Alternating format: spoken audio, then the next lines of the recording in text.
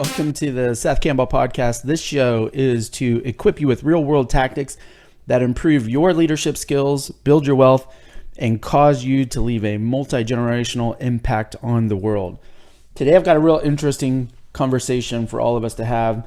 One of the things that is most common that I face when people bring me in as a consultant or just call me for advice or want to hire me as a coach consultant for their organization is they're attempting to scale their business, scale their organization. Scale is something that I've been a part of with many companies as an employee, and I've also had many of my companies scale over time, and it's become an obsession of mine to learn the patterns of scale, the hindrances of scale. You'll hear us talk a lot about scaling an organization, and I'll bring some folks on every once in a while that we can interview that have also been through the process of scale. This one is around that, and I call it the three-legged race of scale. And some of y'all have heard me talk about three-legged race before, and what I want to do today is break that down in a couple of scenarios. You're going to want to take some notes. And for those of you who have come to our Facebook group, the Seth Campbell Podcast, and you've joined that, you're going to be able to see an extended video version where you'll be able to see some things that we show on the screen. And also you'll get a privy to folks who hear the podcast don't get to hear, which is we record a Q&A session with some of our listeners who get the opportunity to listen into the podcast live. And sometimes they ask questions about what we talked about. Sometimes they ask other stuff. It goes really deep. You never know. So join us on the Seth Campbell Podcast group on Facebook. So today is about the three-legged race of scale. And if you remember, what is a three-legged race? It's funny, I asked my 12-year-old today, I was like, what's a three-legged race? Do you know? And he didn't know. So I'm wondering, do they not do that in school anymore? Is that not? Well, I know I don't even know if there is school anymore, is there? But either way, the three-legged race, if you remember, and we'll put up a picture on an edited version for those of you who get the chance to see the video from the Facebook group, is it's two people, right? And you're standing next to each other and they tie your middle leg together. So it'd be like if I'm on the left side to tie my right leg and to your left leg, and so you essentially have three legs, you're sharing the middle one, and you got to race a bunch of other people who are tied. And it's really funny to watch because a lot of people try to go too fast and they trip and they fall down.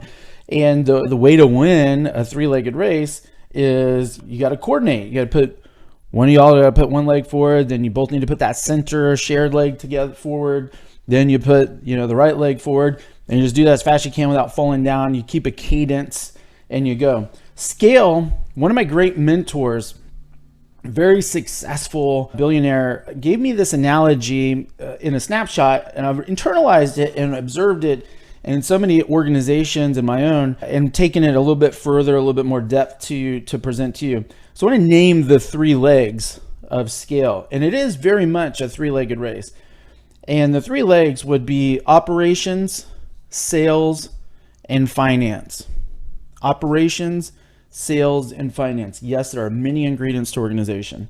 These are the three-legged race of scale. So now, if you think about it for a second, you get the picture.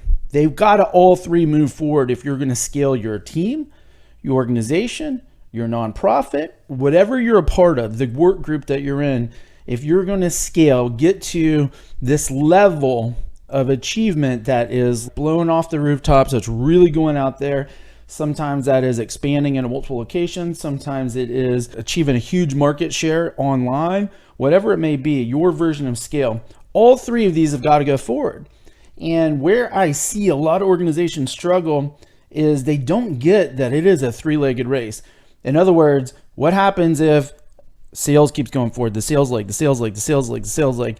You could see at some point the pressure of the operations leg, the finance leg not keeping up will cause that company to stumble. All three legs have to move forward. And I got to tell you, there's plenty of organizations that downplay that. And how does it start? It starts with who's in charge. It starts with the level of talent. In other words, if you think right now, and by the way, you could be early stage company. You don't have a lot of people, or you're a solopreneur, or you're by yourself inside of this work team, future work team. That's fine. You're doing all three. You're doing all three. And if your finance skills are horrendous, you recognize that as your ceiling. You're not going to get to a high enough level of success until you either learn those skills or you hire those skills. You get that. Now let's go a little bit forward. You have some of those people in place.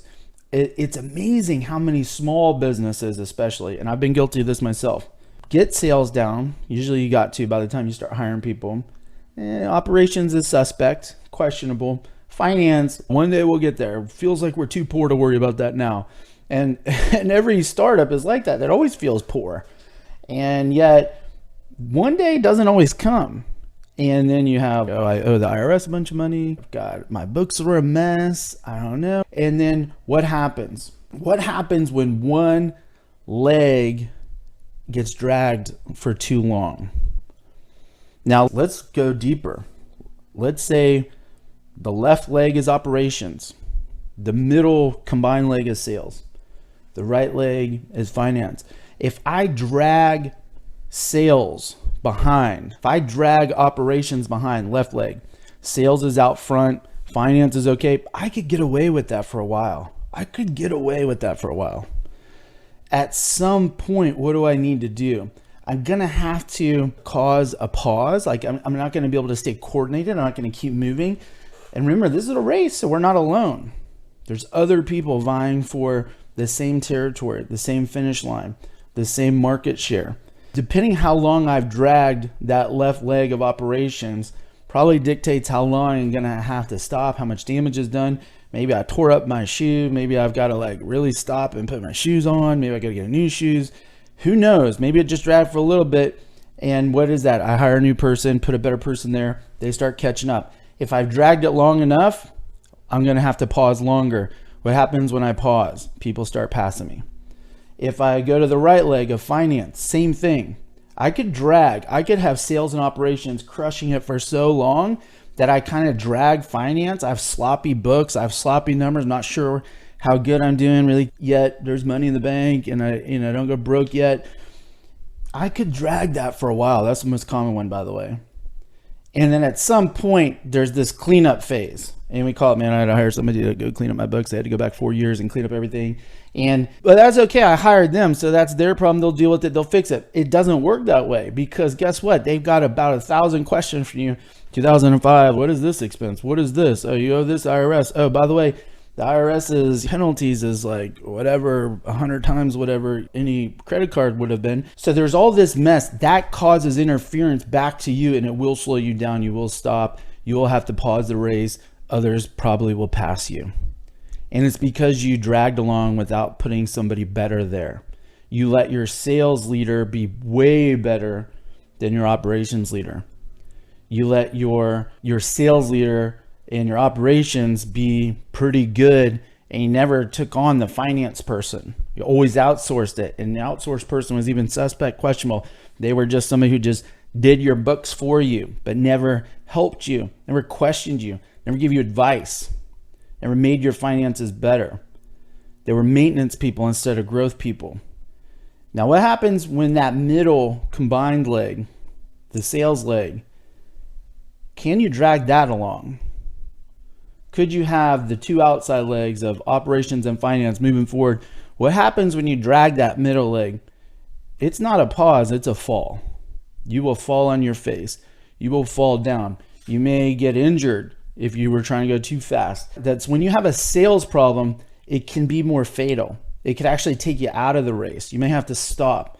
You may have to end this race and start all over. Or if you didn't go too far, too fast, you didn't fall too hard, there's a whole process of getting back up, reorganizing, restructuring, reigniting the sales, finding a different product. It's sometimes a total change of the organization. So that's the one that you really can't afford to drag. You can't drag the middle leg of sales or else you're not even really in the race. So you get the concept. All business attempting to move forward at a big rate to hit a big goal is in a three-legged race. Sometimes they only think it's two: sales and operations, or just sales. And that's why others pass you. That's why you struggle to scale. Or we tend to think sales somehow is more important than operations and finance, and it's not.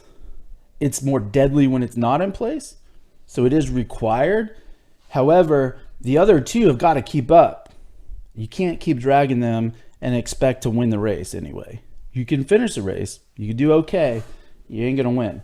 So now I want to go a little bit further, and let's talk about some of the different combos of like when one's out front, and I want to give you some quick corrective action. So as we go through this, think about where you're at in this. Maybe you're a solopreneur, like I said. So this is just notes for the future, and you're going to avoid a lot of trouble, and you're going to shave off many years of struggle, because I'm giving you some free advice here that you'd otherwise pay somebody like me to come, a lot of money to come in and help you figure this out. And if you are on a team or have an organization, I really want you to think this does apply to you. Even if you think it doesn't, it does apply to you. I want you to figure out, honestly, where are you dragging? Where are you behind? And I'm going to give you the corrective action on it. So let's go through a couple of the major, more common scenarios. First scenario, sales is forward and operations and finance are the ones that are dragging. So sales is forward, operations and finance are dragging behind. Most of these solutions, by the way, are going to surprise you. You're going to think it's a different answer. And this is why people don't naturally scale. So when sales is forward, ops and or finance are dragging. You need to improve data-driven decision-making. I would bet for you to have like really hard, really awesome sales, really awesome volume, revenue, recruiting, whatever your thing is, if you're doing well there and you feel like you're not scaling and your operations people are not as talented, or your finance people are non-existent or not as talented as your sales or your growth department, then I bet you're more emotional. I bet you your organization couldn't tell me what your profit per sale is, profit per person, profit per widget. You probably couldn't tell me your operational minutes executed on a primary task per person. I'll give you an example. An organization, real estate, a large real estate organization team that I consult with, they do about $30 million of sales a month. Extremely talented operations leader. And I got on a Zoom with her, and just the first time I ever met her, and was asking her questions about like their primary function, which in their case for her department had to do with how they processed transactions, the closings of a real estate sale. And she was spouting off, get this, on average, this particular task, which is a primary key task, it takes the average person inside of my organization 28 minutes to accomplish. I've got it down to 16 minutes, and I've done it. The record's like 14 minutes. On average, I'm at 16 minutes. They're at 28 minutes. The new person's at 32 minutes. And this is how I train them to get down closer to the 20s. And I'm like, oh my gosh, this is an operational person that knows the numbers, data-driven decision. She didn't say, oh, that person's really good, that person's not as good. That person is more experienced, that person's really fast, that person's slow. That person gets to that person. I didn't hear any of that. I heard 28 minutes, 16 minutes, 22 minutes, 38 minutes. That's what I heard. That is an operations person that most likely is, and well, not most likely, is keeping up a very dominant, amazing sales team also.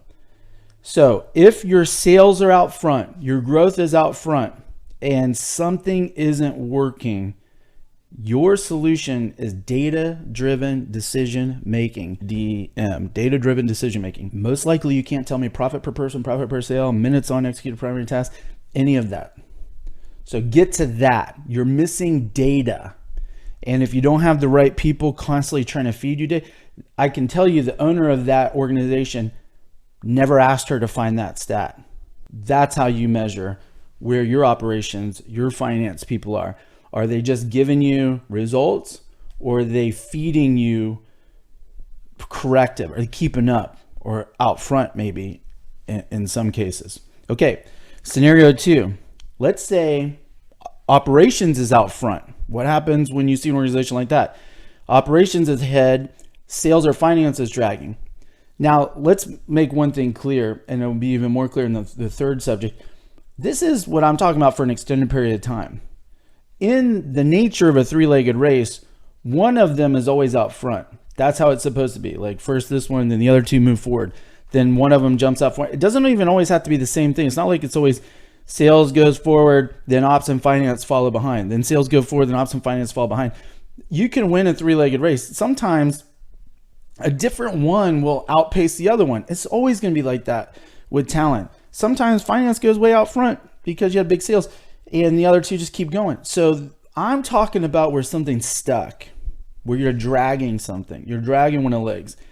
One is consistently the last one. They're almost never tied. They almost never keep up with the sales department or the ops department or finance department, or they just never keep up with either of the other two. That's what I'm talking about. So just remember, this is about an extended period of time. This is what's blocking you from scale. So now let's talk about when ops is constantly ahead, extended period of time, sales and or finance is dragging. What's your solution? It's going to sound a little more emotional because sales tends to be on the more emotional side. You need to improve your aggression, your risk taking. I bet you have things you're still working on before you put them out. That's what happens when the ops person dominates an organization. Is you have things, a great launch is still in the works. I'm still tweaking. I'm still getting ready. I haven't put it out yet. Still working on it. You're missing that rule breaker. You're missing the fearless person that tends to drive sales. The aggressive person that just goes out there and shakes trees like we talked about in Tree Shakers, Jelly Makers. You're missing that. I'll give you a couple of quotes that will really identify it. Some smart people. Reid Hoffman, who's the founder of LinkedIn, he had a great quote, said, "If you're not embarrassed by the first version of your product, you've launched too late." So people need to laugh at your first launch, need to laugh at your product. And if you have an operations person not letting that out because it's being perfected in the garage, you're in trouble. Get back to the risk taker. Reed Hastings, founder of Netflix. Companies rarely die from moving too fast. They frequently die from moving too slowly. Companies rarely die from moving too fast, and they frequently die from moving too slowly. Reed Hastings, founder of Netflix.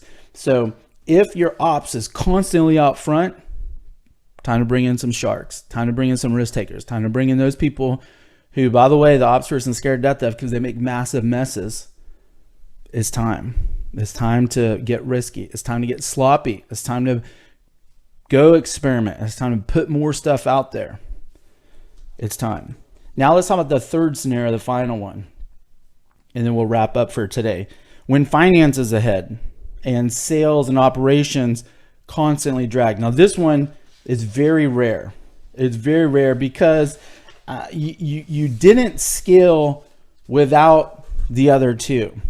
So when this happens for an extended period of time, remember, finance can jump way out when you have a peak season, the market's in your favor, or you had a huge sale, or you had a windfall. So that's normal. It will go out front, and the other two just keep up. This is like it's been going on for a while. Finance is way better than operations. Like money in the bank, the finances are strong, very profitable, very strong company, and sales growth and operations are quiet or not keeping up. This one is actually really only possible in a late stage company. So that's why it's rarer on the other thing, because most people think of companies that are trying to scale because they haven't. In this scenario, it would be a company that's already scaled. That's the only time you see this one. So it's indicative of a late stage company who is past its prime. The funny part is they still may be in denial of that. They may actually think that they're still in their prime. The funny part is they could actually still be number one in the marketplace. That's possible. And yet they've passed their decline, jumped the shark, as some people say. So they've dominated for years. They may still be even number one. How do you know they're there? It's because you would look at the last 5 to 10 years or so, and it's been clear that they've shot a series of empty bullets. Like, they just don't have that magic that they once had, and it's been going on for a while. It's a series of empty bullets. It's like what they thought would have happened to Apple when Steve Jobs left. They were worried it was going to be a series of empty bullets, and it got a little scary for a minute there, and yet it actually hasn't been. It's not maybe as flashy as it used to be, yet it's more because they put an operations finance guy or an operations guy in charge. They still have done okay and beat all those fears back. So this is a company that didn't do that. It's 5 to 10 years of last 5 years have been empty bullets, 10 years. And There's so many leadership changes to the point that you kind of even don't keep track anymore. Who's in what role and what executive now is doing that, or who's in charge. Like it just keeps happening so much you don't even keep track anymore.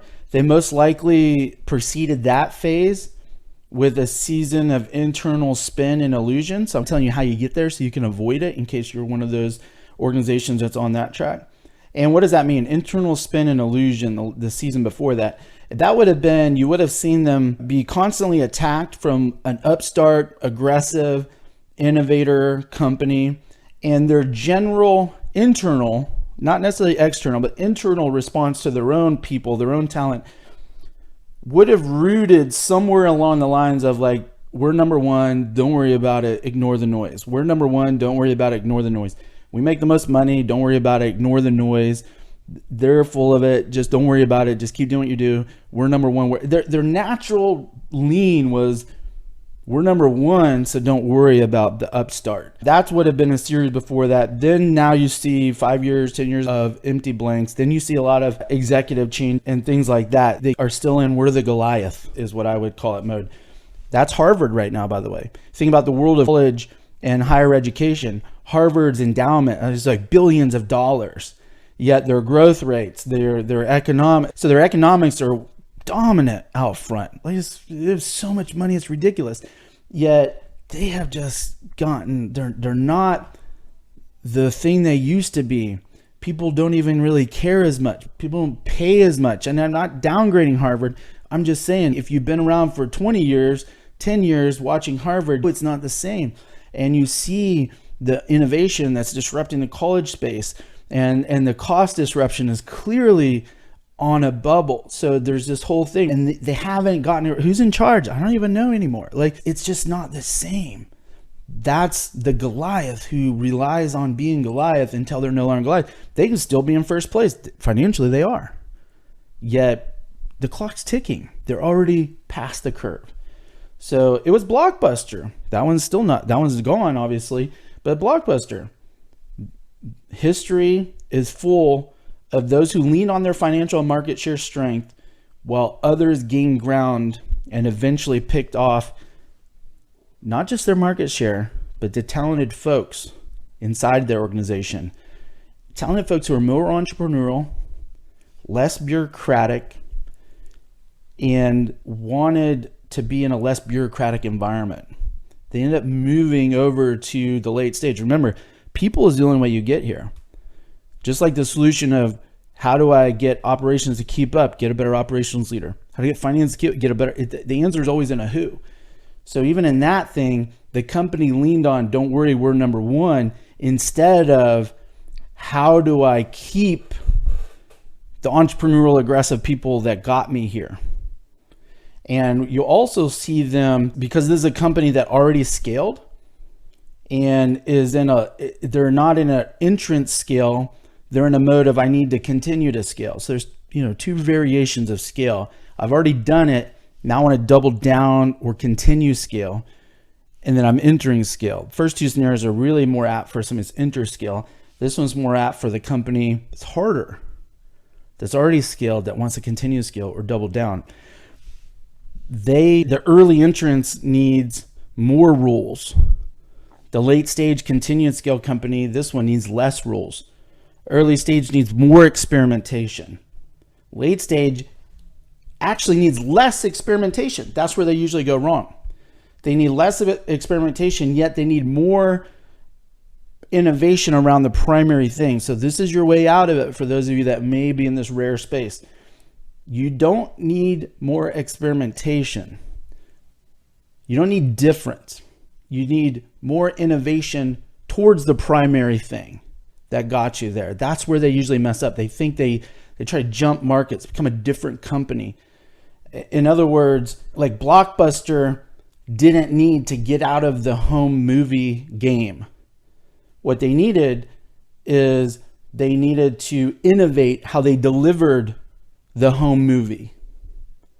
First by mail, then by digital. Right? So it's the same business, but you innovate around your primary flywheel, so to speak, it's called, is you innovate around your primary thing. A recruiting company doesn't need to become a technology company.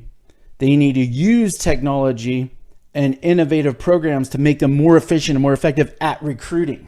A B2B company doesn't need to become a B2C company. A private company who wasn't designed to go public on a public exit doesn't need to suddenly go public. They need to fix the growth issue that was the core of their business. So remember, if you are in this rare environment of we've already scaled, we're already dominant in our marketplace, in our area, in this side of town, we tend to want to go new, bring back innovation, yet not on something different, on what got you there. Don't get out of the home movie business. Innovate how you deliver it. Don't get out of the selling cookies business. Innovate how you do it. Make it more efficient, make it more effective. That's probably where you're getting beat. Don't get out of the recruiting business.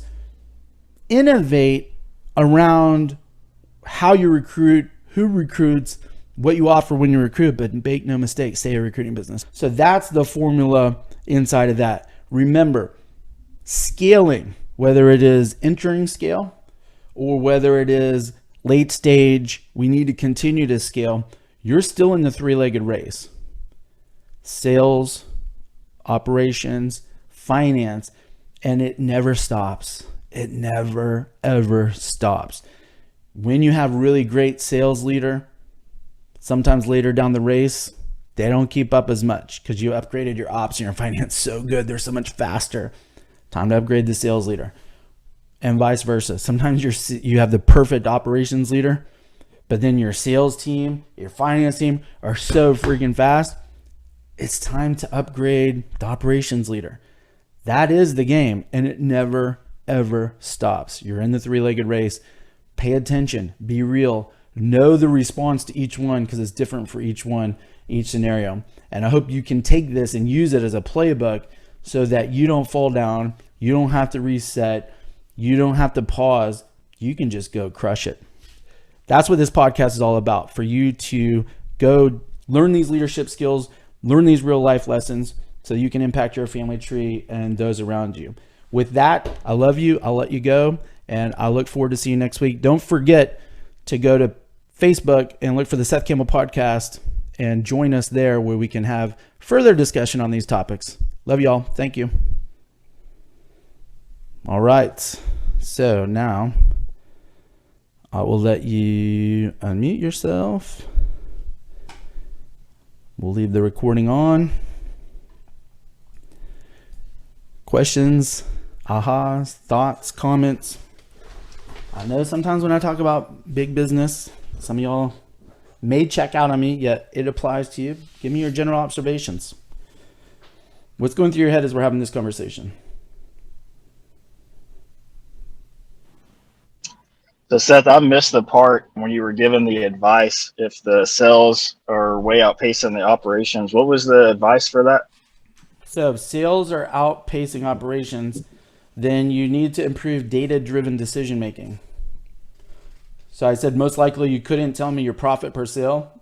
You couldn't tell me how many minutes it takes for each individual in the operations team to perform the primary functions, primary tasks. And I told a story of an organization I coach where the operations leader in real estate team told me, like, on contract to close, on a particular piece of contract to close, was a primary core task that was key to the whole domino chain working well. And she's, I can do it on average in 16 minutes. The record is 14 minutes. They're at like 32 minutes or 28 minutes. And then this person's at 38. And the leader never asked any of that. It's just, she was data driven. It wasn't like this person better than that person. I like this one better. They're better. So it's time to bring in data driven decision making, hardcore.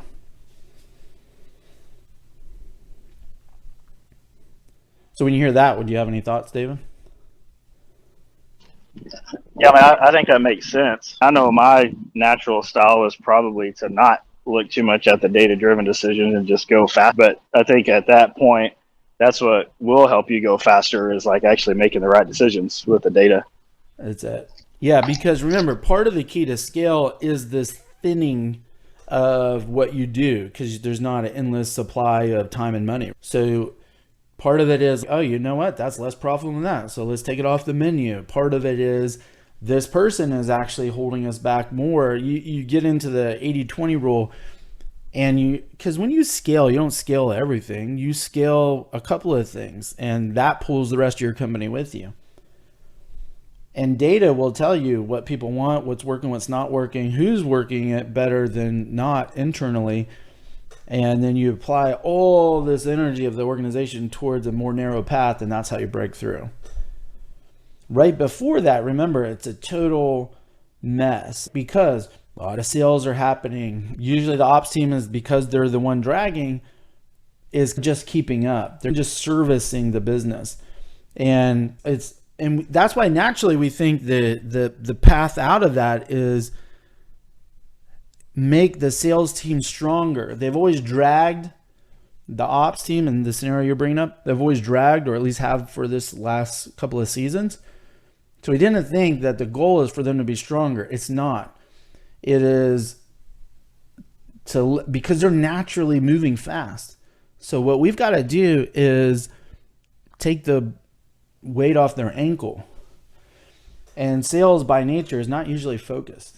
Like their idea of push harder tends to be like do more, go wider, add more products, put more stuff on the menu, go into more markets, go upstream, go downstream. That tends to be how they do it. And that just adds more mess.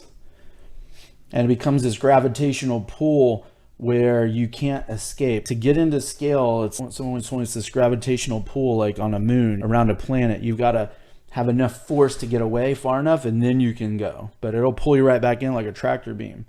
And what that is, the mess. And it's only a focused, data-driven decision-making that can escape the gravitational pull of that tractor beam long enough that you can then scale. And the salespeople aren't naturally going to go grab all that data. And they shouldn't. They should be fed that data. They can apply their ingenuity to interpreting the data, but that's part of the issue.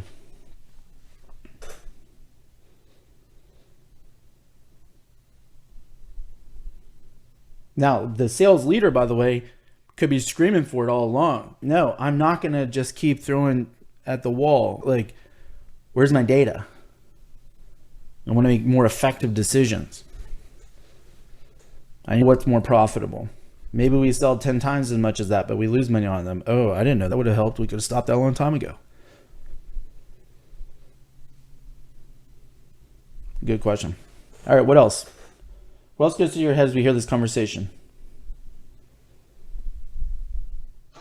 What happens if it's not that clear, or how do you determine if it's you're not certain how to measure? Awesome. I love that. I should have, man, I wish the other folks would have heard this, and shame on me for missing it. If you're not clear, that's indicative of a lack of key performance indicators for the various roles, right? It's a lack of clarity from the top. So if we're not clear, we're most likely an organization where people are just doing their best, and their best is subjective to who you're asking. However, if it's clear, like this person's job is to increase how many widgets we sell, this person's job is to increase our profit margin through expense control, this person's job is to deliver a product in less than this many minutes or less than this many operational body count. Like when there's that much clarity to where every organization, then that's how who's doing their job and who's not, because we all know their goals, or at least they know their goals. So it's either too many goals, unstated goals that aren't really in writing or have a number assigned to them. That's the only way you would know. Because if you knew what everybody's numbers were, you knew everybody's like big rocks were, then you'd be clear. Okay, that person constantly hits their goals, that one doesn't. That department constantly hits their goal, those two don't.